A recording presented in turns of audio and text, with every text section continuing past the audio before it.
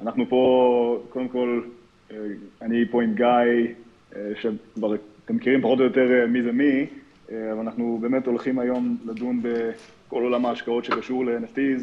אנחנו הולכים להיכנס לתוך כל מיני פרויקטים מסוימים שהצליחו, שלא הצליחו. אנחנו הולכים לדבר על, אפשר להגיד, על האלמנטים וכל הפקטורים שבעצם נכנסים לתוך כל השיחה הזאת, להבין מה מניע, מה באמת החדשנות שמניעה את כל העולם הזה, אבל גם אנחנו ניכנס קצת לתוך ההיבטים היותר תרבותיים, שכן בעצם מציפים את כל החדשנות הזאת לשאר העולם. היום אנחנו יודעים שקריפטו לא הרבה אנשים מכירים, אבל NFTs הרבה יותר אנשים מכירים, וזה קרה בדרך מאוד מאוד מהירה, וממש בסוג של פיצוץ כזה, גם תרבותי, גם פיננסי, ולכן אנחנו בעצם נדון בזה קצת, אולי 20 דקות, 25 דקות, וננסה להסביר, לפחות מהצד שלנו, כמה שיותר. אז נראה לי, גיא, אנחנו נעבור עכשיו לאנגלית, נכון? אולי תספר לנו קצת על עצמך, ובעצם איך נכנסת לעולם הזה, ומשם בעצם נתחיל את השיחה. Thanks, Lior. First of all, I have to tell you, it's weird to see you in real life. I'm used to seeing you as your ape in the metaverse. So it's almost like meeting you for the first time again. But just very briefly about myself, I've been a tech entrepreneur for 20 years. First 10 years, you know, classical B2C, Silicon Valley, venture financing kind of world. And in the last 10 years, I've been in crypto. Discovered Bitcoin in 2011 with my good friend and partner, Eyal Herzog. And I've been in this space ever since. 2016, we started working on Bancor. Bancor was the first DeFi protocol in the world. And the biggest ICO at the time, raised $153 million, and kind of a whole boom of ICOs followed after that. And for the last few years, I've been working on a variety of different projects in the security space, a public company named Hub, an amazing Web3 decentralized social network that's taking on the Facebooks of the world called BBS. But today I spend most of my time in Tectona. Tectona is Israel's first, I think it's the first public blockchain company, all right? That's blockchain in its DNA. Co-founded this with Yariv Gilat, very good friend and really fintech visionary. And we did it for a number of reasons. And I'll just mention them briefly because I think it's relevant to what we're going to talk about, which is, you know, you don't found a company in Israel and take it public. In this case, we took over a shell and repurposed it, but you don't do that because you want an easy life, all right? That's pretty much as hard as it gets, okay, in terms of bureaucracy and logistics. But we did it for a reason, and we did it because we are passionate believers that blockchain is like saying the next internet, okay? And we're very concerned that Israel, which is such a hub for innovation, and at the beginning of blockchain accounted for probably 10% of all the blockchain projects in the world were by Israelis. Today, we almost don't exist on the map, okay? And for the last 10 years, our country has failed to create the necessary environment for entrepreneurship in the blockchain space to happen here. So all the people who wanted to deal with blockchain and were excited, were passionate about it, they had to go to Switzerland, they had to go to other places in the world which had more advanced regulation, even to the United States today. And that's a national tragedy, okay? And it's going to be even more so in the coming decade if we don't get our act together. So, you know, we're here to show that we want to be transparent, we want to be regulated, we want to do it by the book, we want to help educate the regulator, the stock exchange, the banks, all the infrastructure providers. I mean, today, I don't know how many people know this. Let's say you managed to get Bitcoin somehow in the last 10 years and you want to sell it, and Mas Akhnasa even reached an agreement with you and tells you how much to pay. You literally can't pay them. I mean, there's ways, but it's very complicated. You can't just send the money to the bank and pay your taxes, right? So I think that until we solve this problem, we're going to be very much glass ceiling, okay, about how much innovation is going to happen, and we're going to have a massive brain drain out of Israel to other countries, all right? Because this is the future. So, just that a little bit about background and maybe Lior, maybe you can share with us a little bit, because we could talk for hours and hours about this stuff, right? And so not to bore everyone, but maybe you can share with us a little bit about, people say NFTs, but it's like, that's a big word, right? NFTs mean a lot of things. NFTs are art, NFTs are social clubs, NFTs are like maybe do help us organize this in our minds a little bit. What does it mean when we hear this buzzword NFT? Okay, yeah, sure. That's going to be an interesting beginning of the conversation, I guess. So, and again, I try to remember who we're talking to here, and there's a lot of people live, there's a lot of people in person, so we're going to try to be very concise and very quick to the point. But in terms of understanding what NFT is, anything can be an NFT, and I just want everybody to remember that the picture itself attached to an NFT is not the NFT. Okay, so the picture or the video or whatever it is just an add-on, is just a way to help us understand or put a picture or a name to the same NFT, which is basically just a receipt, right? So an NFT is a digital receipt that's living on the blockchain that nobody can tamper, nobody can change, nobody can affect. And so once you have that digital receipt of owning something, owning a piece of code, all right, that can become very, very powerful, because we all know that in the world of blockchains, this receipt can talk to another blockchain or to another piece of software and be inherently composable with all of these different sorts of innovations. And so this is where the beauty of NFTs really come together, because let me tell you something, the ape that you bought 8 months ago is not the same ape that you bought, that you have today. Obviously, it's the same receipt, but that receipt has evolved. Okay, your ability to do things with the same NFT can basically change and evolve over time. And this is where I think a lot of the cultural aspects of the NFT craze have been coming in. This is where a lot of the financial aspects of this NFT craze have been really melding together into this one huge movement that has propagated more value in such a short time than even crypto, like you were talking about just before. So I think to be very general and to be very concise, NFTs are a technological innovation. And based on this technological innovation, we can create, we can innovate, we can build games, we can build fashion, we can build simple profile pictures, which then become your entire being in the metaverse. So the way I see it, NFTs are the key or the backbone to what we call the metaverse. And by the way, when people say the word NFT, I'm not sure if a lot of people know what it stands for, right? And so sometimes, I think that one of the biggest challenges here, and the past panelists talked about it, it's this concept of education, right? And in order to succeed in that, I've learned over the last decade in this space, I mean, I couldn't talk about the space 10 years ago like I talk about it now, because I didn't understand it like I understand it now. I didn't understand which analogies help people kind of close the gap. And so what I like to do is I like to zoom out from like 100,000 feet or meters, okay, and look down. And when you do that and you go down layer by layer, it's easier for people to understand stuff because you have the same shared language, right? So, people talking about NFTs, nobody stops and says, what does NFT stand for? So just to maybe take a second on that, NFT is non-fungible token, right? And the word fungible, that's the key word to understand here. Fungible means that, like, if I lend you $1 and you pay me back another $1, you don't have to pay me back the same dollar with the same serial number, right? Because money is fungible. That's key, like one of the key features of money that's used as a means of exchange. But an NFT is non-fungible, right? Like, it's the opposite of that. It's something that is fundamentally unique. So many things are NFTs in concept, right? Like your identity is an NFT. There's only one of you, right? It's not NFTized yet, all right? Like it exists in your Teudat Zehut and exist, but that's like an NFT, right? Your proof of ownership of your real estate property, right? That's kind of like an NFT, right? Because that's non-fungible. One house is not the same as another house. And a painting is obviously the most obvious, easy to understand thing, right? If I lend you a painting, don't give me back a different painting. You know, give me back my painting, right? My painting is unique.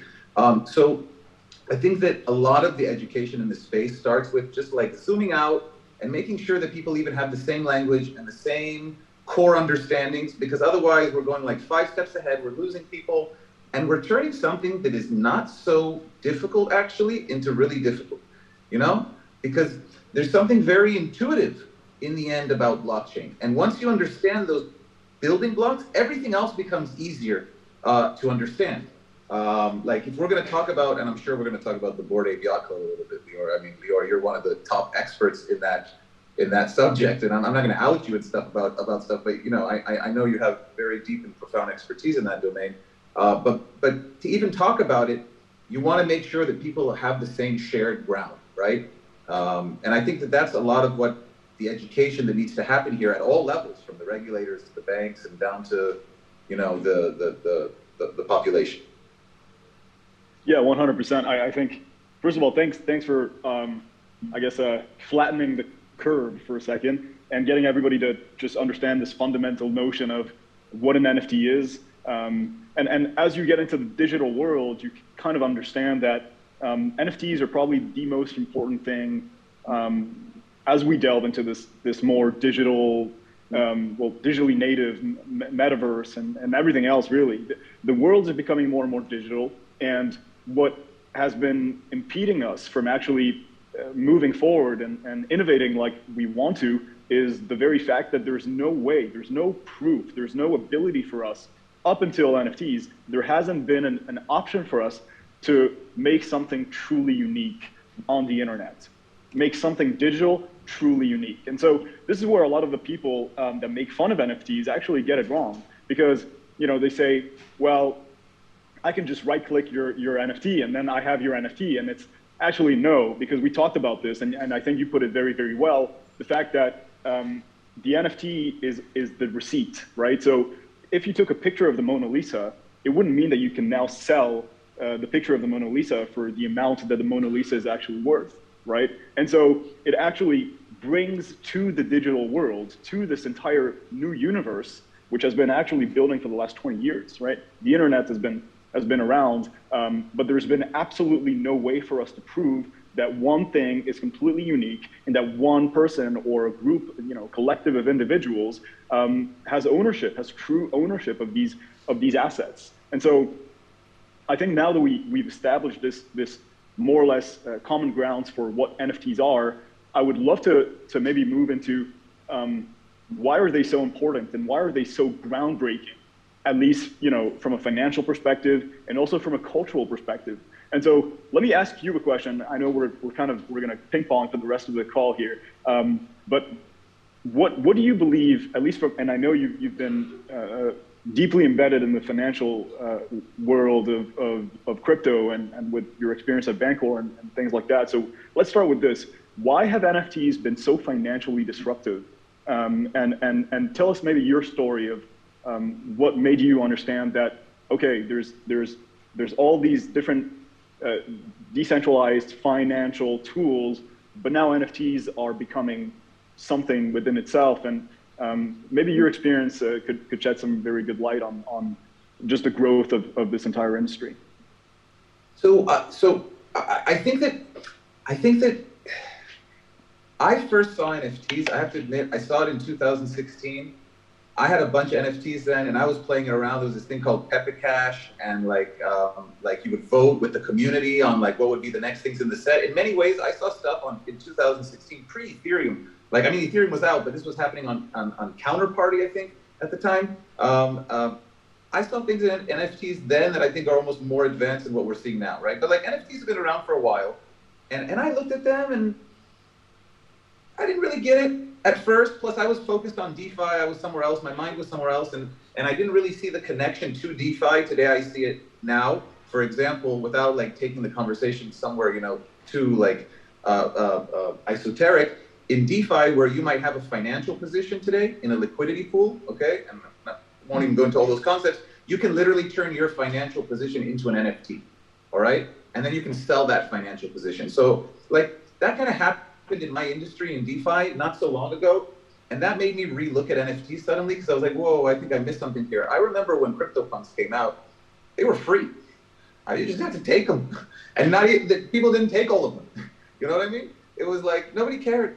And I remember seeing them and not realizing what they were, but this always happens, okay?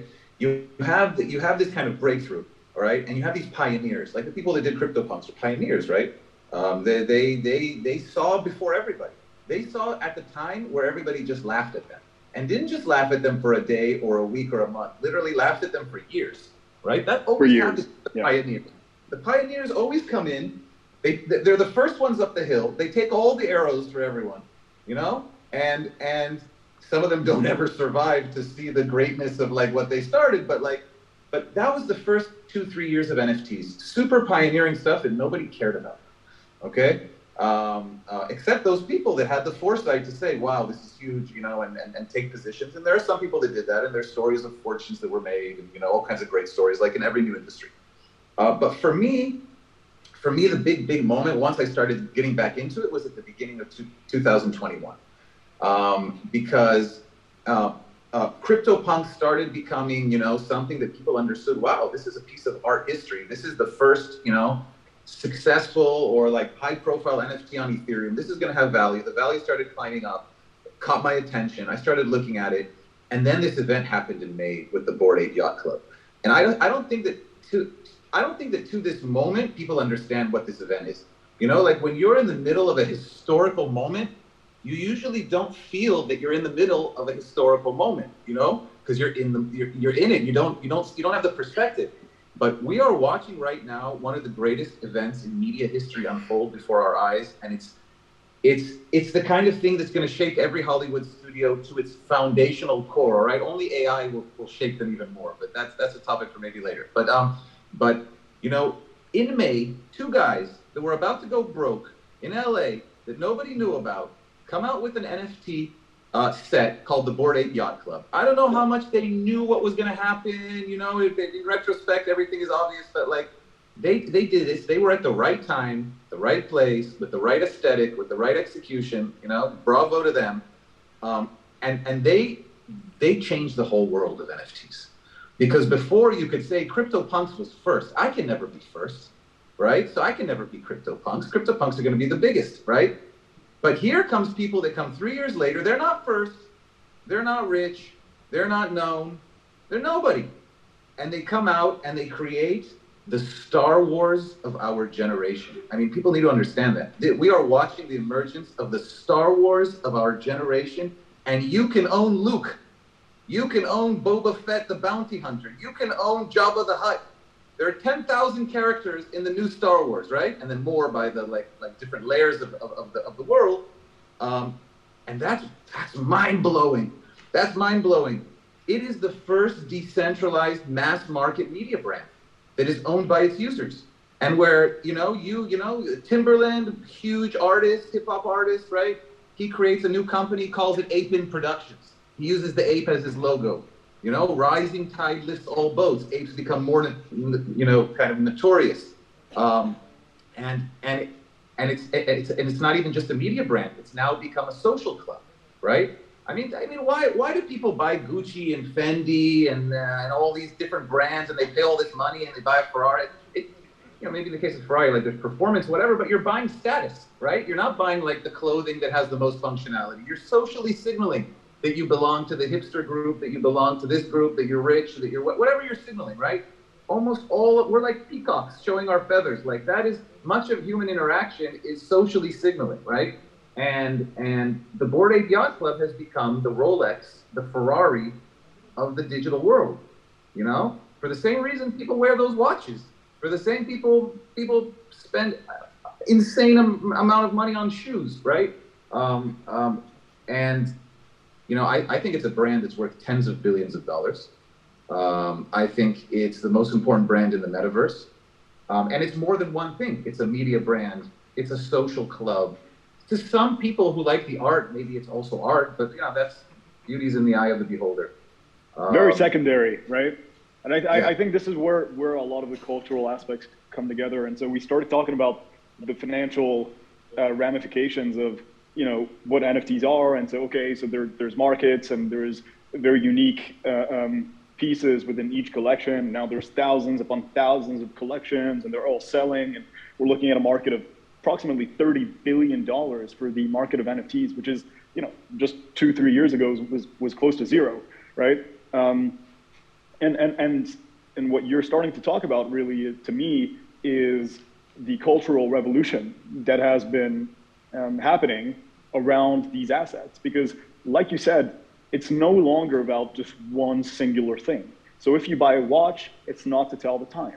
If you buy a Ferrari, it's not to go from point A to point B. It's actually for something a little bit more than that. Obviously, you can take the bus. Obviously, you can look at your phone, to know the time. But these, I want to say, assets are starting to come together and build not just status, but an amalgam of so many different things. And so, like I was saying before, these assets, so specifically the Bored Ape Yacht Club, which is now by far the most dominant collection, the most dominant NFT collection in the entire world, more than CryptoPunks, more than anybody. So when Justin Bieber and so many different artists and Snoop Dogg and actors and whoever, right, are getting into this club, they're now connected to each other because they all own an asset that is connected to the same contract. Again, we're talking about very, very technical things, but based on this technicality,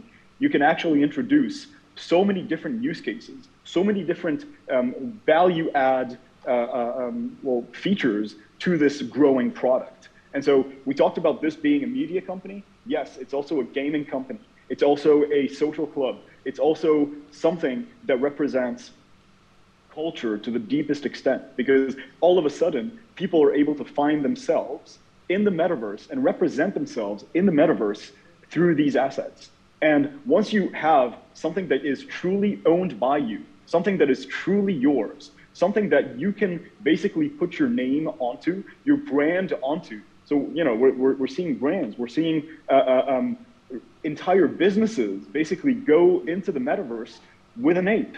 And when you're able to do this, the cultural significance of all of this is just so large. And I think that you were touching also on something that is so deeply inherent to decentralization and Web3 and this entire movement. The difference between CryptoPunks and the Bored Ape Yacht Club is that actually, when you own an ape, you own all of it. Very, very, again, culturally significant, in my opinion, because it means that you can put everything into your ape. It means that everything that you do is also basically an approximation of what your ape can actually amount to, and vice versa. So any value that you add to your ape, any kind of additional, I want to say, value that you build around your ape, around this community, and we'll get into this in a second, because what the community has done over, on top of the Bored Ape Yacht Club is absolutely insane. And I know that we're really talking about the Bored Ape Yacht Club as a shining example here, but there's many, many other NFT collections that have been able to create communities, that have been able to create a growing and a living ecosystem of value, of communities, of art, maybe, but the art is so secondary to everything else that these receipts essentially are bringing to communities and to people around the world. And so I think maybe something that we can start talking about is we try to decompose and we try to really outline what it is that made, for example, the Bored Ape Yacht Club so disruptive.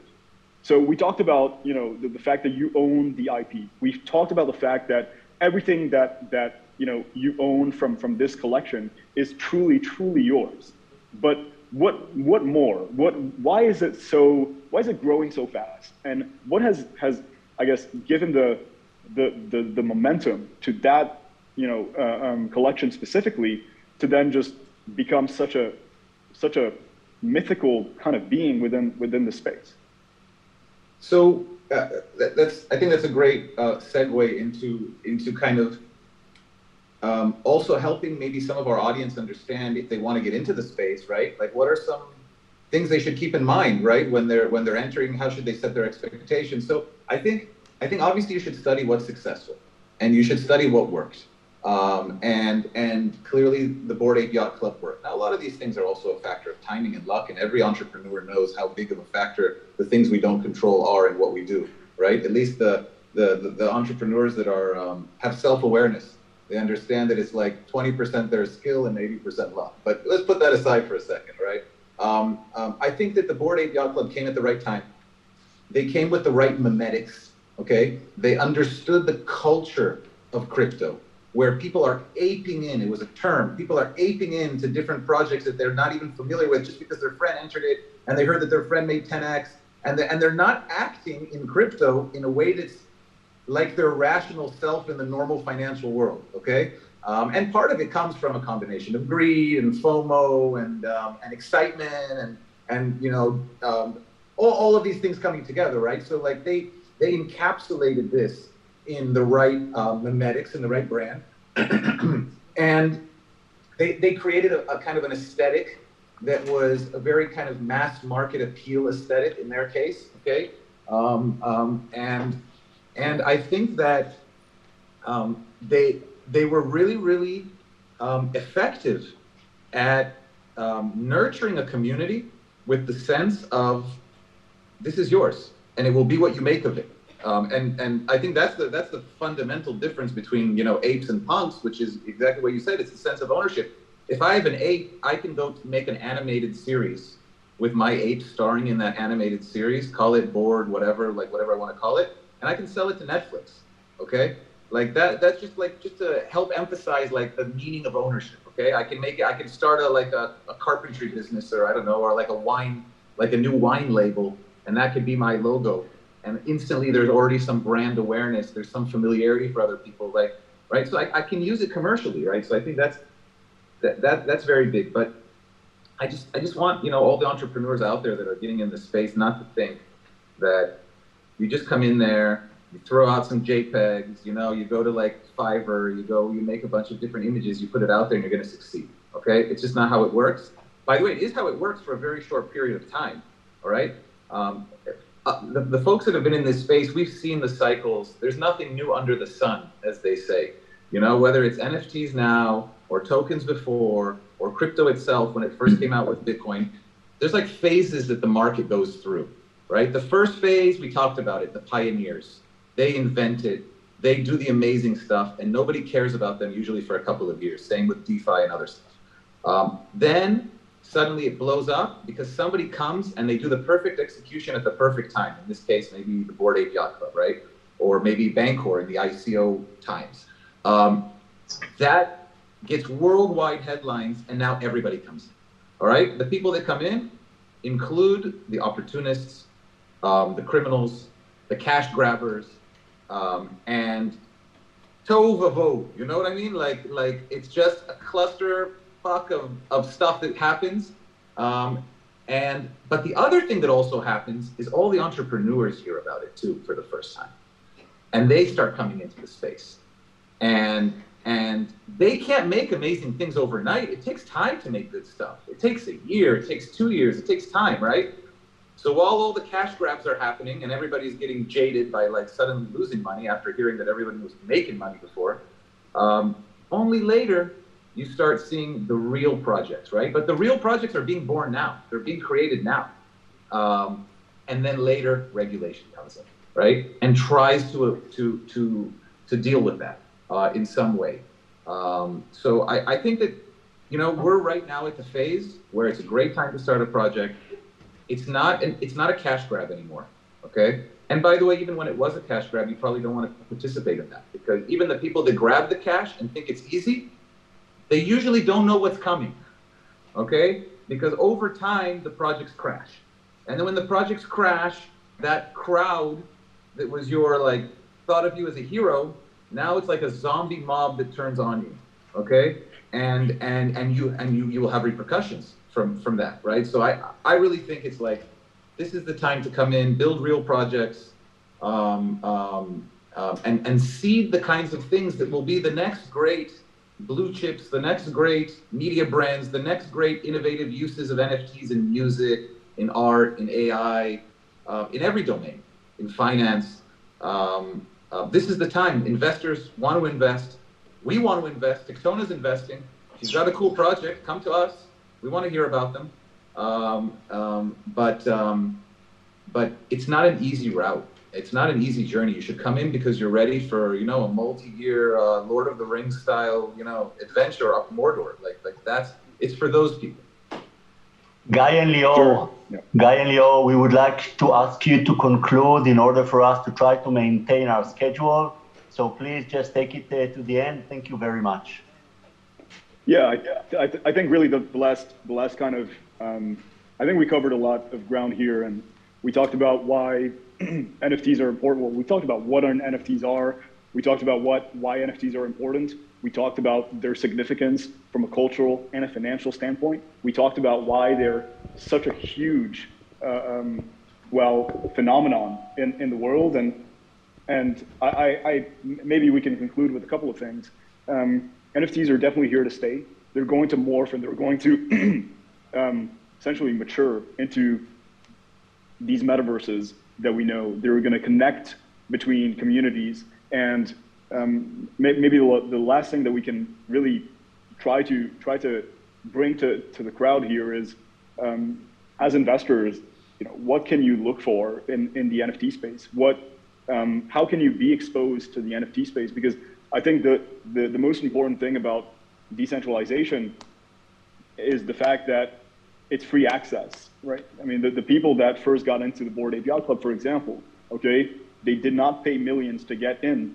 They, you know, it was very, very cheap, and it just happened for all of them and for many other communities. And so something that I do want to recognize is that the access is completely open, okay? There's a lot of you know, money involved in this market, but ultimately it's down to you, us, the people, to participate, to build, and to make these communities and these ideas what they can actually become.